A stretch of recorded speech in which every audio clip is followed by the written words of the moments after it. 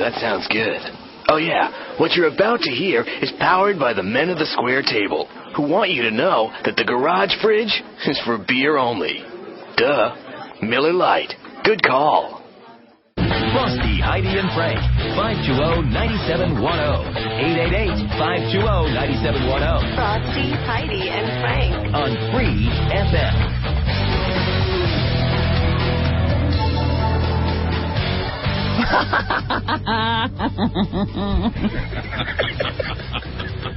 Shut up, bitch. Yeah. Get out of here, you washed up whore. Go get us some coffee. Don't come back till you fill the cup to the rim. Nice, isn't it? No. Frosty and Frank. Heidi is, she's on sabbatical. Yeah, Heidi got a vacation early. I have no idea how she pulled that one off, because we have equal amount of vacation days. And Frosty... And she gets 2 more days? And we always sit down, me and you, and we count out every day. Yeah, we know it down to the T, so we're not getting screwed. I typed it up. I mean, 2 a day. I said, this is what we have coming. This is the days we're gone. Then Heidi gets 2 more days. I'm gone Wednesday. Okay, how do you figure? I'll tell you what it is. I made reservations. That's how I figure. I think it's because of the lesbian thing. They can't fire her because she's a lesbian? Right. That's what. It's a very clever move on her part. The lesbo card. That's why she played it. So it can now be revealed that I have sickle cell anemia and Agent Orange poisoning. And I'm a Lutheran. And you're overweight. A big fat Lutheran. There you go. With bad blood. But as long as you're a white guy, you're not going to get any breaks. Well, anyway, Heidi did have travel plans. I guess she had made months ago before. See, this is the way Heidi is. We love her. We really do. She's like the little retarded sister. She really is. You know, she sleeps upstairs on the 3rd floor in the little small attic room. It's behind a light bulb. That's Heidi's room. Now that she does things that she doesn't think stuff out. She got her plane tickets months ago before she even sat down with us to plan when we were going to take our vacation. So now we're stuck honoring her timetable, which is 2 days more than we're owed. That's why Frank and I have to continue working because we open up the calendar to December and say, okay, where does Christmas fall this year? Right, there it is. There's New Year. And we have 10 days vacation. Let's just, okay, when we coming back? 2 weeks there. And then we had that discussion. This was like, no, I'm gone on Wednesday. Yeah. And then we tried. We tried to figure it out so we get an extra 2 days and we couldn't. Oh, and I think she wanted to leave Tuesday. She wanted another day off. She did? Yeah, to pack and stuff. Her packing day? Yeah, a woman's packing day. Isn't it crazy? I could take a trip tonight. I could take a trip 10 minutes after the show, run home, get my, my bag, throw a couple pair of pants, underwear in it, and I'm gone. She needs like a day to pack. To lay everything that she has out on the floor and, this. Oh, and I need some strappy shoes for this. And then go shopping and then come back. So you mentioned yesterday that we're going to do what annoys you about Heidi today? So she's not here? I was kind of saying that in jest, but if you want to run with it, I won't stop you. Because there was one thing yesterday, and it's something she always does, and it just pisses me off. Exist? I can't stand it. Breathe. Oh. No, it's every time you sing or something, she joins in and she's off key and I think she's doing it on purpose. Like her idea of singing poorly, she thinks is funny, and I hate that. Yeah. And I heard the 12 Days of Lesmas on the way home, so I wanted to hear it again. Oh, I wouldn't listen to this crap on the way home. Oh, I listened to it again. I love it. We're a great show. So how did it sound? Was it horrible? Right, that last note we held, amen. Yes, it was 3-part harmony. It's supposed to be. And I was concentrating on myself, obviously, when we're doing it live. You had the 5th, and I had the 3rd, and I don't know who had the main note. Hearing it on the way home, I was reaching for the radio. It hurt my ears. Was she off? I was like, and she always does that. She always does the off-key because she thinks that singing off-key is funny. Now, if you can't sing, it's like owning your fatness or, the discussion we had the other day about Ruby. Owning your disability, and we forget about it. If you're singing karaoke and you truly can't sing, and I know there's a movie with, what's her name? Something about Mary Chick, blonde.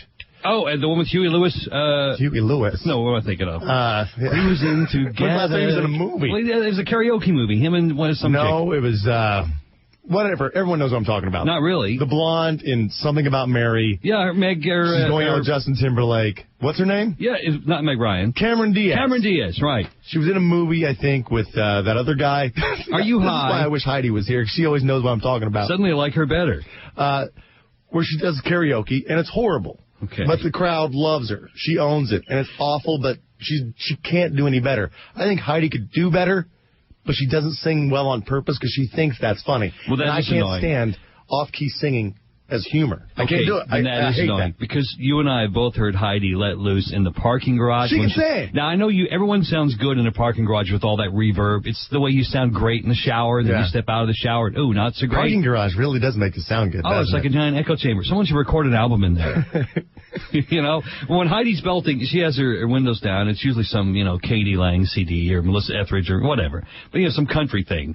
And she's got it cranked. And she's got like 20 speaker sound system in that car. It sounds amazing. And you can hear it for the whole garage. And you hear this note she's singing with it. And she drives past you, constant. You can hear her voice going. And she sings right on key. Come to my window. Yeah. Oh, that's Heidi singing. Yeah. And she's good. Yet we go on the air and she misses the note. No, but she's doing that on purpose, and because she thinks that's funny. And that's one of my biggest pet peeves about her is that she always sings off key because she thinks it's getting laughter. Okay, I can't stand it. See, I'll be really critical of that now. I haven't really noticed that so much. Now, like a door ding, you point out, I'll hear it every time. You'll hear it every time, and she'll do it on purpose, like that. Just like she'll go bad on purpose, and I hate that. Okay, that's number one on the list so far. I guess we could get a whole 2 days out of this. What do you hate about Heidi? I don't feel bad about doing this as a segment because if I weren't here, you would be doing it about me. Yeah, of course. We do it when you're here. I think you did that one time when I was gone. Yeah, we do it when you're here. You're in front of my face.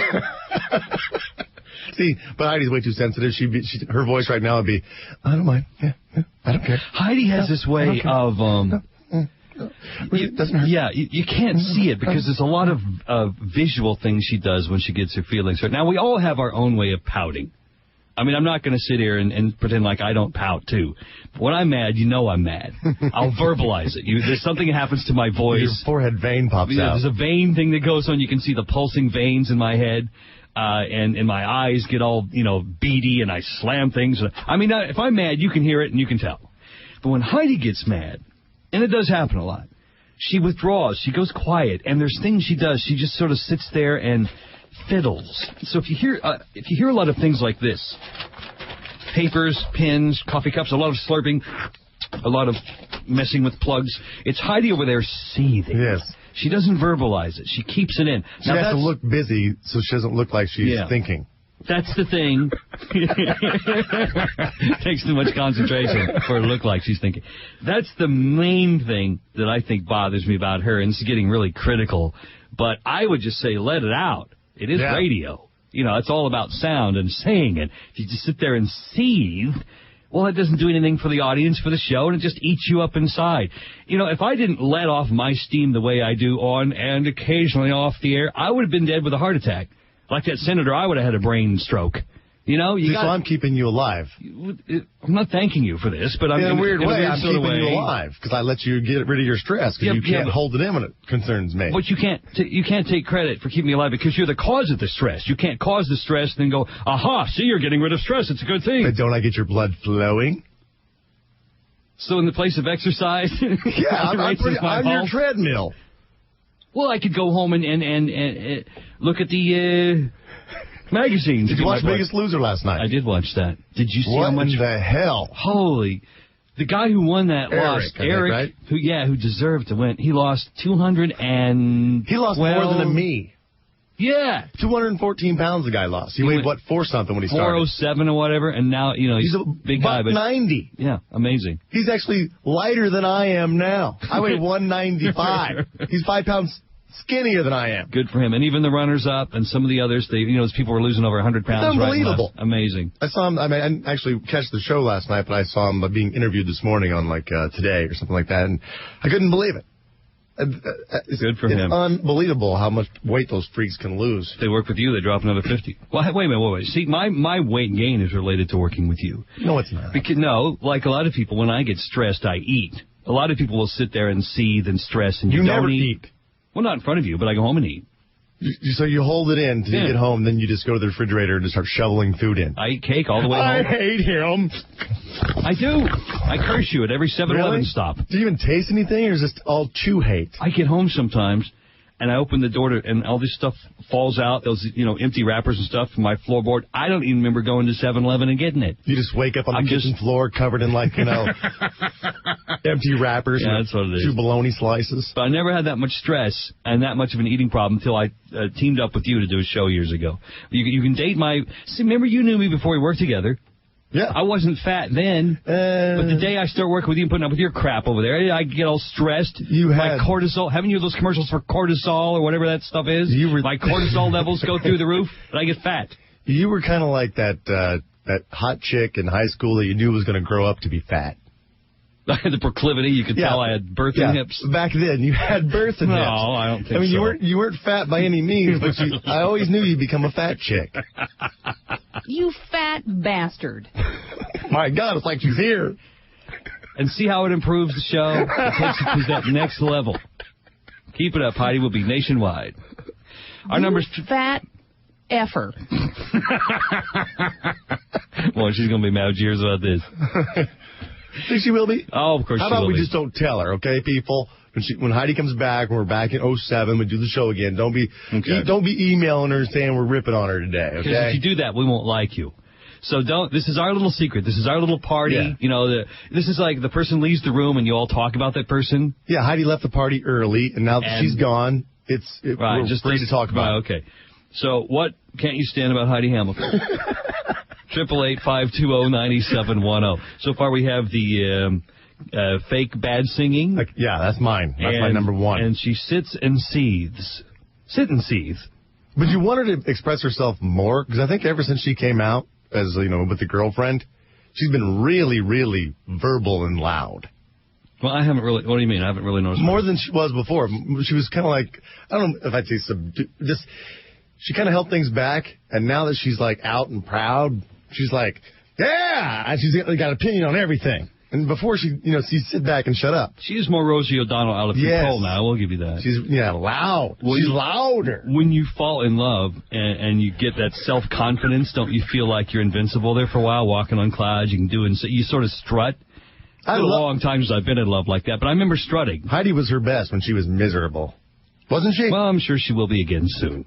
Give it 6 months to a year. I'm hoping. Again. But the rumor has it is that they're on a beach someplace wearing matching white bikinis, if you know what I'm saying. I hope to God that ain't happening. And if it is happening, why weren't we invited? What the hell? You think it's bad that I have my dad be my best man at my first wedding?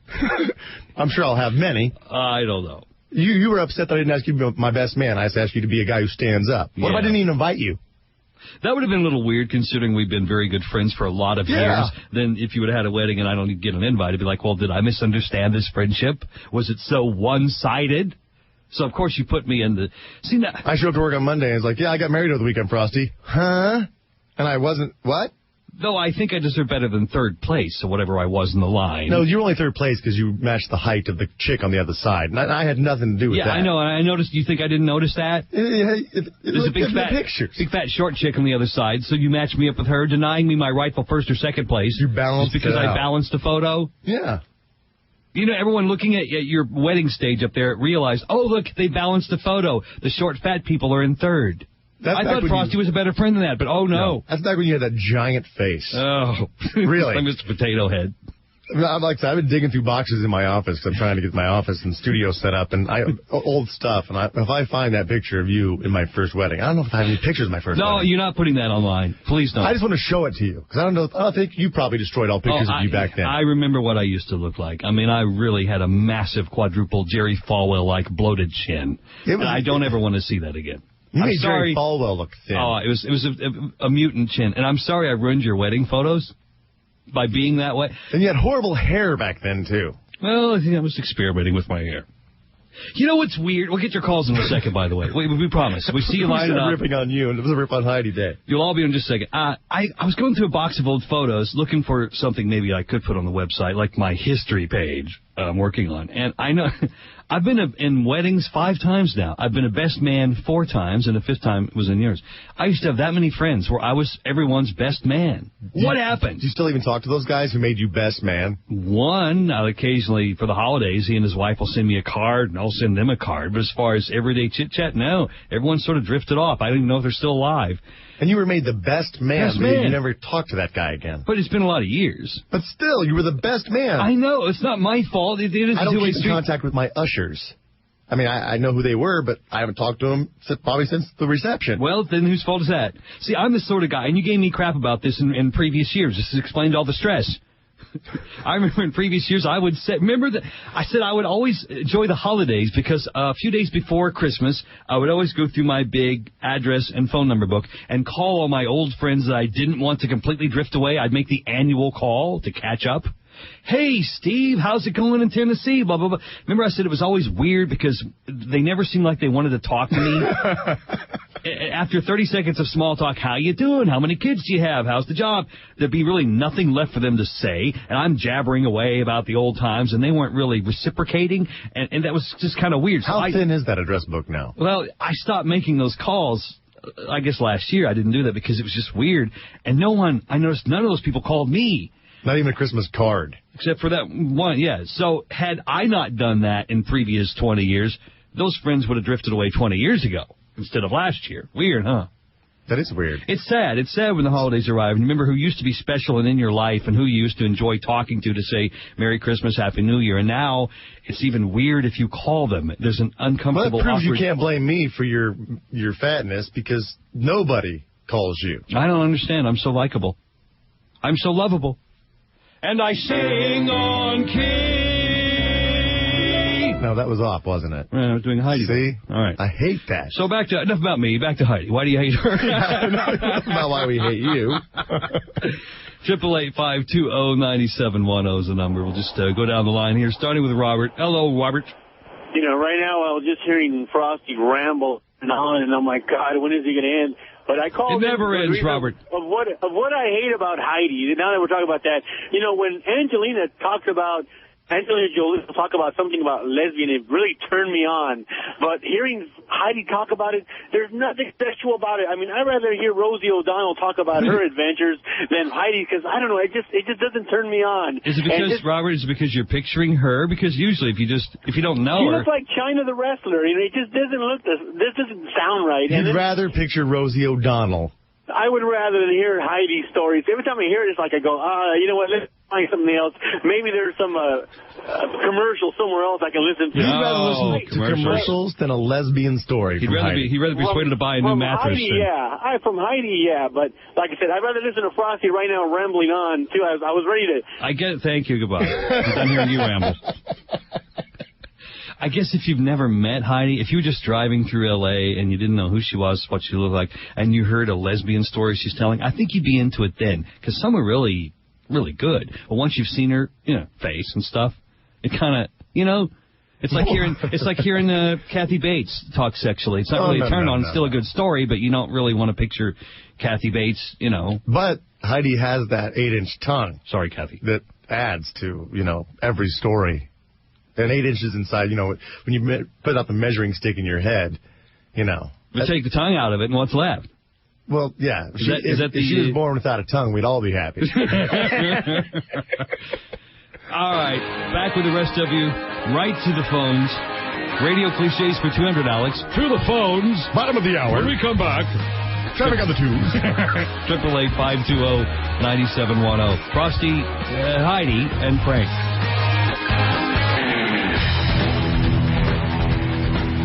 Free FM. Frosty, Heidi, and Frank. You'll notice there's an absence of the regular Heidi utterings because she has, except for things like that dropped in electronically, she has a couple extra days off for some strange reason. Can't imagine how she got those extra 2 days added to her vacation time. I guess when you put the word honeymoon, it just becomes an extra couple days. Is that what's going on? I don't know. I heard a rumor. Well, I hear lots of rumors. Not all of them are true. Some people even have rumors about me. It makes me sick. So, since she isn't here, you know us, like true friends, it's what do you hate about Heidi? 888-520-9710. Or you can email me your hate. to Let's Be Frank 971 at MSN.com. Tina in Huntington Beach. What's going on? Hey, love you guys. You too. Hey, listen, Frosty, you're cute. Cute. Anyway. Thank There's you. a button. Cute as a button. Hey, Heidi, have you ever noticed that when she talks or she's excited, she speaks until she cannot breathe anymore? I haven't noticed it, but I'll notice it now. Watch it. I swear, every day I pound my steering wheel because it drives me nuts. She'll go to her very last exhale on a word. She does. Oh. She does. You guys watch. I swear to God. Have a happy holiday. Thank you, Yeah, Tina. this is a good thing. We're only going to hear everything bad Heidi does when she comes back. Well, that's a good point, Frank. Maybe we shouldn't do this hour because now she'll really annoy us. There's that thing. Oh, and there's that. Oh, and she did that other thing. And not only will we hear it, everyone else will hear it. Right. Maybe. How about this? All these things, we're going to write these down and make a list. And we'll have a special sound I'll use on my keyboard we never use for anything else. Like That she won't know about. Right. And so when she is back someday, whenever you hear, oh, gosh, I don't know. It's going to take you a while to tap into stuff. There, how about that? Whenever she does one of those things on the list, I'll just... Or Okay. There. And it'll be our and everyone else's inside joke, and the Right. only person who doesn't know is Heidi. That's so funny. I can't believe it. Yeah. You know, that sort of thing. What do you think? That's great. And she's like, hey, old acquaintance.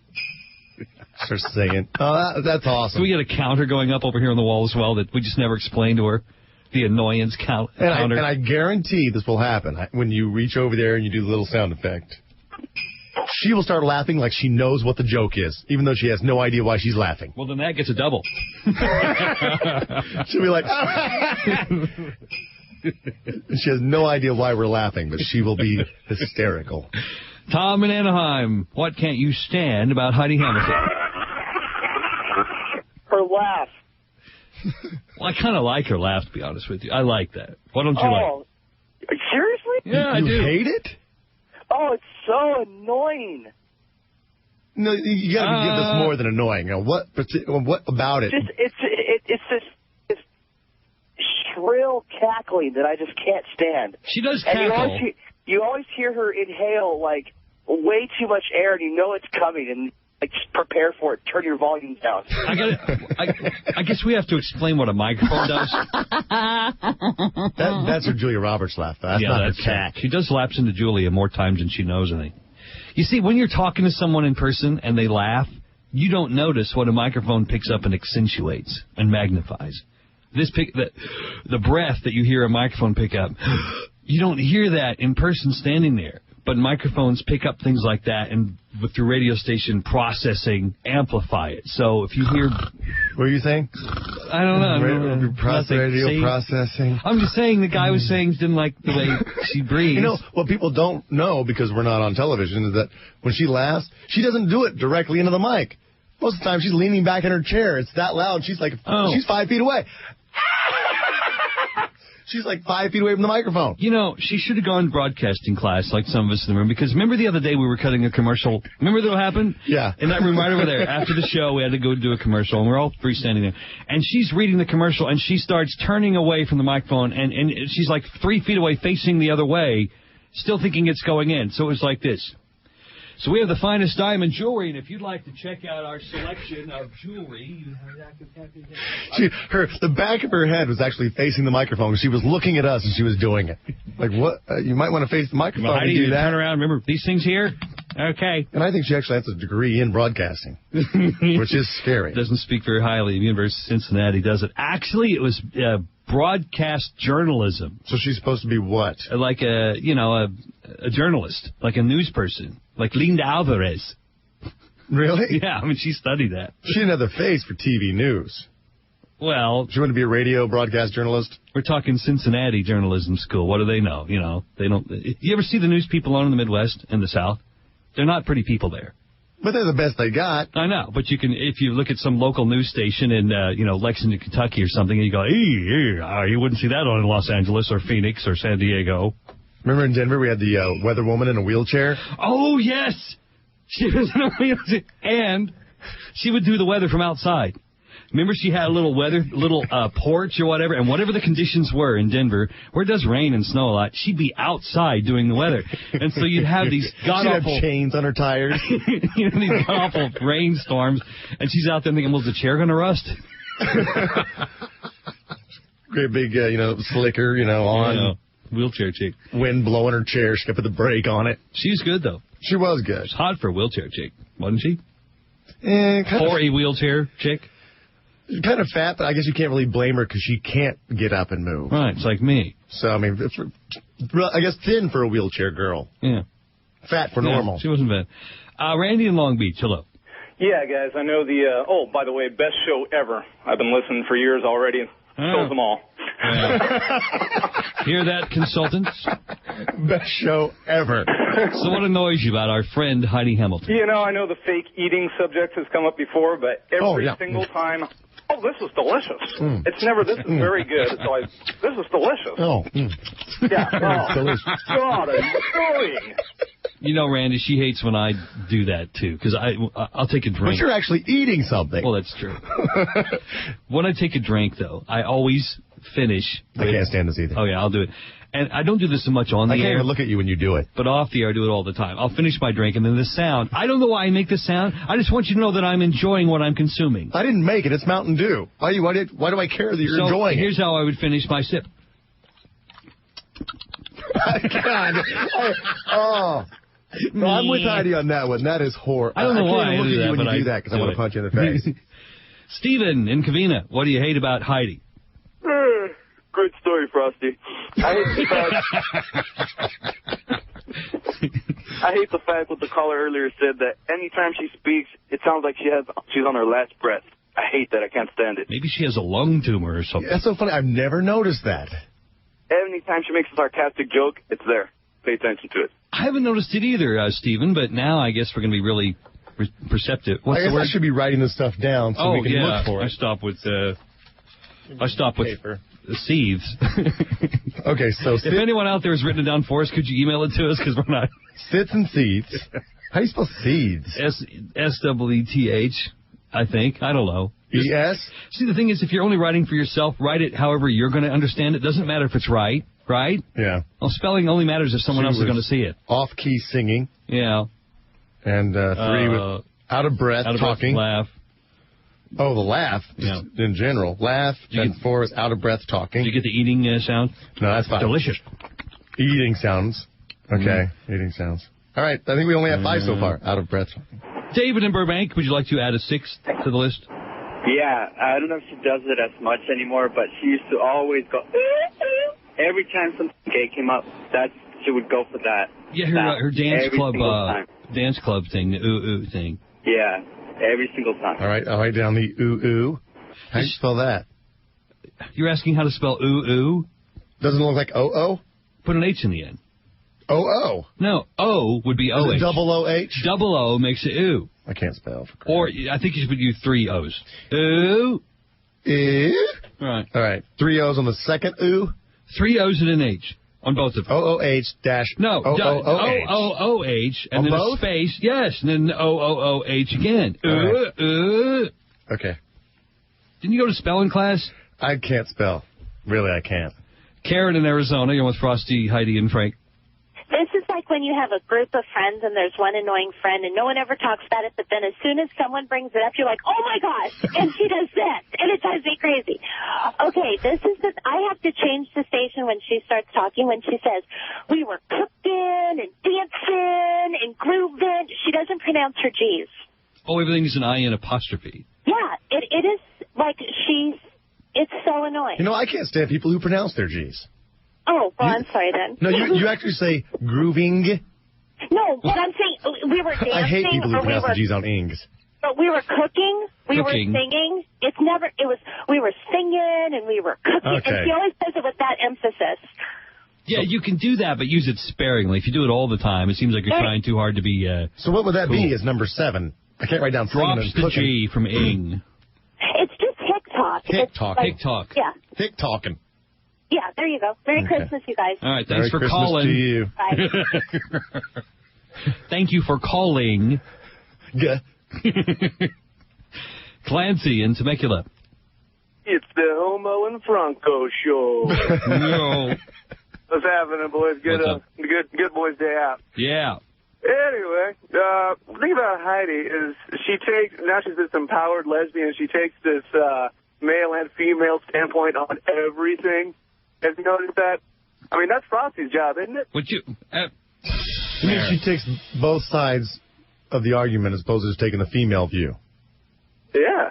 I mean, she after that. But, Nancy, we're losing your phone. Yeah, great phone quality. The thing is, I'll take a side. Usually it's not a very popular side, especially when I'm defending pedophiles. That's what we like about you. But I'll take a side, damn it. You leave We the show. know your side. You knew what I thought, even if you disagree You're with it. never on a fence. No, I don't think I've straddled a fence since, Reagan was in office, first term. I mean, I'll take a side. There's no wish and wash about you. No. Heidi, I don't think ever takes a side. I really can't. And she always takes my side. If she does take a side, it's with you, and that's the reason. It's because she can't win an argument with me, so she'll just jump on the Frank bandwagon. The friend. You know, I'm dropping K's. That's what Alex here. He said he's emailed a complaint saying she agrees with Frank 99.9% of the time. Even when she is trying to prove a point, you, Frank, will have a counterpoint, and bam, she'll actually do a 180 and end at your point. It's almost psychotic the way she's on your side on everything. I mean, she even grew up like this devout, genuflecting Catholic. Now I think she's got atheist tendencies. You know, you're bringing her around to your dark side. So number 8 would be always agrees with me. Always sides with Frank on everything. Okay, always sides with me. Weird. 888-520-9710. It's a Heidi Free Radio Day. So wonder how many we'll get to today. How many things do we hate about Heidi? We're at number 8. You know, there's only 3 hours to go. There's just not time to cover all of them. I might run out of paper. The Sharpie might go dead. Okay, someday we're going to do a show, What I Hate About You. Who writes in Sharpie? That's all I have. Use a pen, Frank. I don't have a pen. You write in Sharpie? Okay, we'll be back. Frosty, Heidi, and Frank. It's Frosty, Heidi, and Frank. A couple days without Heidi. Frank and I will do the show solo today and tomorrow. So now that Heidi's gone, we can talk about her. And we are. What can you just not stand anymore about Heidi Hamilton?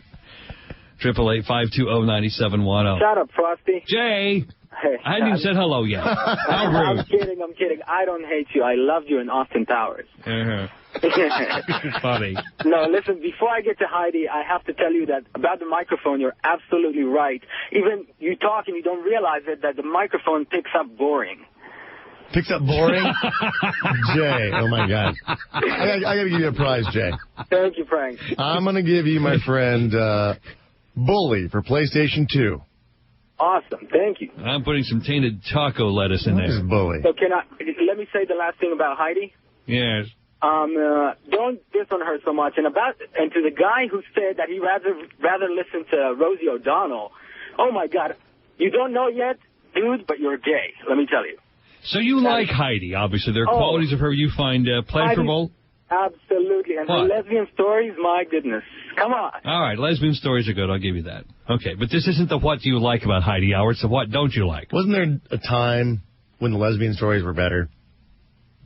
Because I got a Nathan here. He's emailed his complaint to Let's Be Frank, 971 at MSN.com, saying, I hate how in the last 12 months, Heidi has gone from sexy bi-curious to raging, flannel-wearing bull dyke.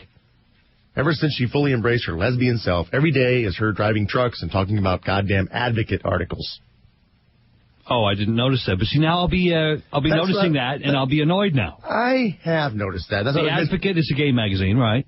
Oh, like you don't know. I don't know. Like I'd know. Like that or sports. Then why do you have that coupon for renewing your subscription over there? 10% off. I don't know. It's just there. 10% being the 10% of the community that's gay. You know, I was buying like 100 magazines once because I read a magazine an hour at home. I'm just a voracious reader. Advocate, Boys Live. And so I got one of those things in the mail, and we've got the sticky stamps where you stick them all on which ones you get, and I stuck on like 80 just randomly just to get everything. And there were a couple. I've got like a Nazi gun magazine that shows up. Barn Kids. All these things, and now I'm on all these mailing lists for these magazines that think I'm into this, and I'm not. I was just randomly sticking on. Anyway, that's why the renewal thing came in, if you must know. And no, I didn't renew. That's so stories come from that. That's what I was mentioning earlier. It's like she's more opinionated. She's not as laid back, I think, in that sense where it was like you wonder what was going on and hope something was going on, and now that we know what's going on, she's like, well, now that you know, I can just be out and proud. Before she was peeking out of the closet, and you didn't know what was in there. Well, now she's like showing us all of her clothes, and we don't care. So you don't like the fact that she is out of her shell and blossoming and growing? I mean, she's not holding back now. Like I said, I loved her when she was miserable. When she was alone, heartbroken, depressed, low self-esteem. Well, she was perfect. There for a while, she did have some bad stuff going on. Wasn't she great? She was. Back then, she was quieter. Now she's confident. She probably goes home and that lesbian Italian. She's like laughing at all of her jokes and stuff and telling her how much we suck and how she runs the show. See, that's probably what's going on. I'm just supposing now because I don't know. We all you gotta get rid of those too. We don't really hang out, as a group after the show. I'm just supposing here, but I'm guessing that if you have a bunch of friends and confidants telling you. You don't take that crap. You stand up. You go in there tomorrow. Every day they give you crap if you don't stand up or speak louder or tell. Then you're going to eventually, succumb to the advice and support of your peers and go in there and do what they want you to do, which may not necessarily be what is the best thing to do or what you feel you would have done on your own. I don't know if she's dealing with peer pressure. In that, if she has a group of out lesbian, mouthy, friends, if that's her circle of friends, and that's a big if. Because all standing around in a circle and burn their makeup. Then maybe it's expected for Heidi to be more of a flag-waving, loud lesbian. I don't know, but that would explain it, would it not? Like, how come you're not, you got the flag now, girl. How come you're not speaking up more for us lesbians? You would get that crap from your friends, and to shut that crap up, you would, of course, appease them, would you not? That is if you put your friends in front of your career. Remember, there was a time when Heidi wouldn't ever, talk back to the boss, Jack. Oh, you should hear the stuff that goes on now. Yeah, I mean, that was pretty much left to me.